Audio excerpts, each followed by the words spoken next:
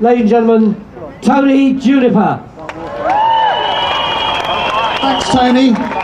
There's thousands more people arriving here. Should we give them a big round of applause for getting through all that traffic and police barriers? Fantastic. Well, ladies and gentlemen, boys and girls, we've reached the most incredible point in human history. A lot of problems that we've known about for a long time suddenly are all stacking up. The G20 governments have been talking about sustainable development for more than 20 years. Many of them have had it as an official policy goal, but they haven't done it. Instead, they've been promoting short-term economic growth based upon the destruction of this planet's life support systems. Tomorrow has always been the point when we would do sustainable development. Tomorrow has now arrived. This is the moment for change. The financial system that we've invested in for the last several decades has brought us to the brink of disaster. We've loaded the planet's atmosphere with greenhouse gases to a dangerous level. We've depleted natural resources and degraded ecosystems, at the same time as deepening inequalities, at the same time as perpetuating poverty. The system hasn't worked, and even in its own narrow financial terms has come crashing down. We cannot allow the G20 to put the old 20th century economic system back on life support. We need to give birth to a new system, one that is not based upon consumerism, not based upon liberalisation, not based upon ever more fierce and futile global competition, but a system that is based on cooperation, because what we do want is an incredible positive vision to be brought forward by political leaders. What we want is policies and money for a massive programme of global renewable power expansion.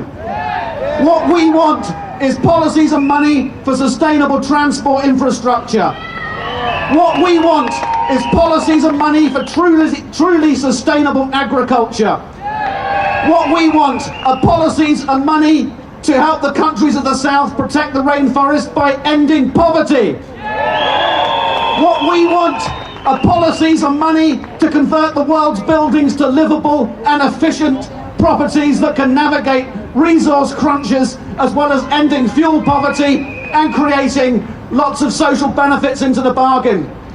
What we want, ladies and gentlemen, boys and girls, we want the hundreds of millions of jobs that can come with all of that. What we want to end is the global suicide mission, the pact of mutual self-destruction that we've embarked upon, and to seize the moment for a new economy. Now, I want to just repeat the words of Mahatma Gandhi, who I think got this right in the 1930s. He said, the difference between what you and I can do and what we are capable of will suffice to end the world's problems if only we can rise to what we're capable of. Now, I got that wrong. Gandhi got it right, however. Basically closing the gap between our capabilities and what we actually do. And that is the leadership job that the G20 must do this week in London. They have to rise up and lead and take responsibility for a crisis that cannot be solved by the policies of the past.